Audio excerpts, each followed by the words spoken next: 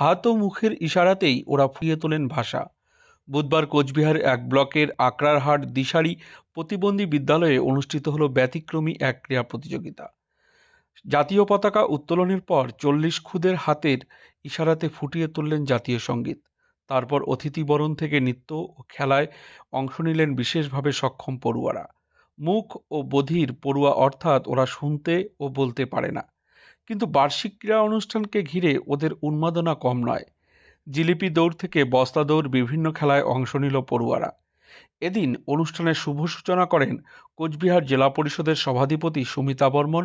উপস্থিত ছিলেন কোচবিহার 1 পঞ্চায়েত সমিতির সভাপতি মাধবী নাগ, মাথাভাঙা 2 পঞ্চায়েত সমিতির সভাপতি শাবলু বর্মন, জেলা জনশিক্ষা প্রসার আধিকারিক গৌতম মালি, ফলিমারি গ্রাম পঞ্চায়েতের প্রধান ভোলা বর্মন প্রমুখ।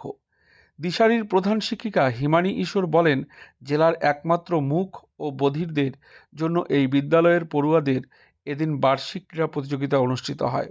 কোনো শব্দই এই পড়ুয়াদের কাছে পৌঁছায় না, তারা বলতেও পারে না মুখ। বিশেষ প্রশিক্ষণপ্রাপ্ত শিক্ষকরা ইশারাতে আধুনিক শিক্ষায় দক্ষ করে তোলেন এই পড়ুয়া।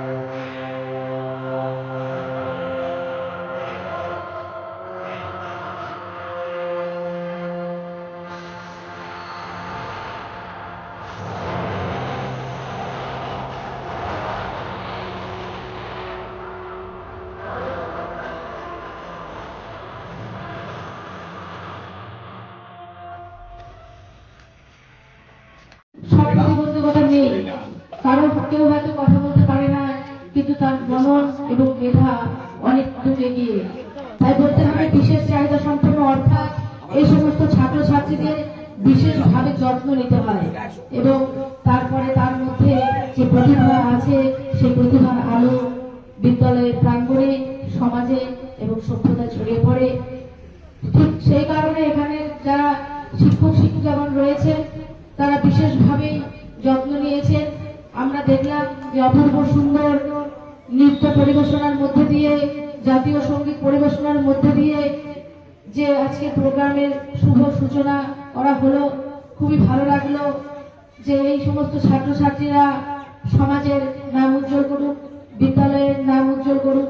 আমরা সর্বতোভাবে যে বাচ্চাদের দেখে এবং বাচ্চাদের কথা মনে করে এখানে যারা পড়াশোনা করছে, এরা আমাদের মতো মানুষ, এরা কিন্তু কথা এবং কথা বলা, শুনতে পাওয়া, এই দুটো কিন্তু তাদের মধ্যে নেই, এই শক্তি নেই।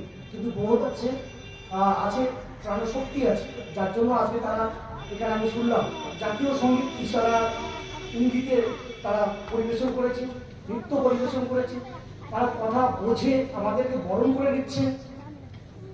এদের কাছে আমরা একটা মনে করছি বিজ্ঞানের যে প্রচুর শক্তি, এখানে কিন্তু আজকে আমার একটা অনুভব হলো যে বিজ্ঞানও সবকিছু করতে পারে না, এই বাচ্চারা কথা বলতে পারে।